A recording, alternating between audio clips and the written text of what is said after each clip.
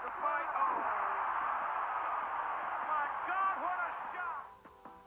It's common practice in wrestling that if a wrestler injures someone or something goes wrong in the match, they apologize. Naturally, most of these apologies are done completely in private and usually take place backstage. I'm sorry. Please forgive me and humbly accept my apology. Now, the stories that came out in relation to wrestlers apologizing usually surface from interviews. More recently, thanks to WWE Network shows such as WWE 24, we've been able to see these once secret apologies firsthand. First of all, I'm not your bro. You put a stop to that. Okay. Hey, that's an opinion. If you don't like it, that's fine. You got it? Yeah. But when do these times happen? Well, join us now as WrestleMania looks at 10 times WWE wrestlers secretly apologized.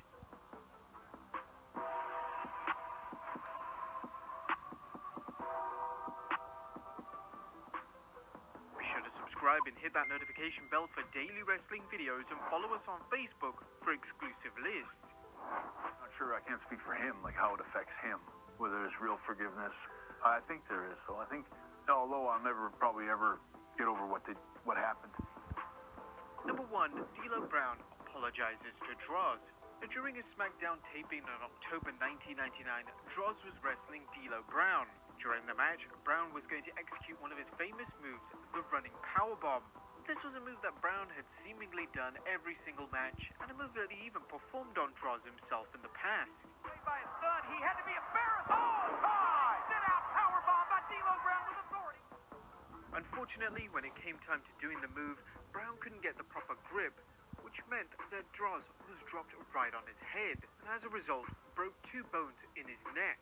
Droz was immediately rushed to hospital where emergency surgery was undertaken to reduce the swelling on his spine. He was unfortunately paralyzed, losing all movement below his neck.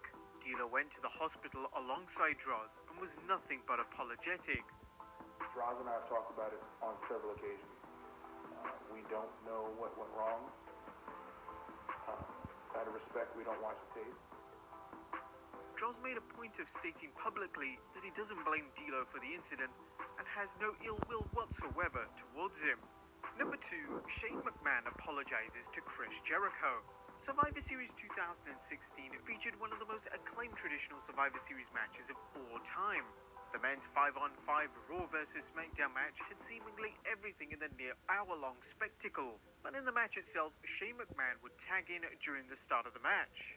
And it was clear that Shane was red hot with excitement. This was only his second match back since returning in February, and the crowd was extremely excited to see Shane wrestle. Oh, it's Shano! Here we go. Shane would tag in and lock up with Chris Jericho, but Jericho would later reveal that Shane punched Y2J square in the face. We get in the ring together, me and Shane, and we go to lock up, and he punches me in the face. I'm like, I know Shane, that's just it. He gets very hyper, and he doesn't know how to throw a punch, so he actually, boom.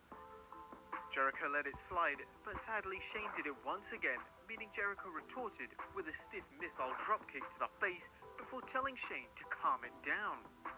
Dude, I jumped up and gave him like a Jean-Claude Van Damme double kick, pushing out and extending right in his face. Boom, he goes down. And I'm looking at him, and you can tell he's dazed a bit. He's like, "Are you okay?" I'm like, "Calm the down." Jericho revealed that Shane instantly apologized, and Jericho laughed it off as he assumed Shane was simply excited in the moment, and there was nothing more to it. Number 3, Saurav Gurjar. When NXT used to be taped at Full Sail University, it was extremely hard for WWE to prevent spoilers and photos leaking on social media. However, when COVID-19 hit the world and WWE wasn't allowed fans in attendance and they opted to have NXT stars in the audience, they would assume that they'd never have to worry about results and big moments being leaked again. But fast forward to the Great American Bash special event as it featured Keith Lee winning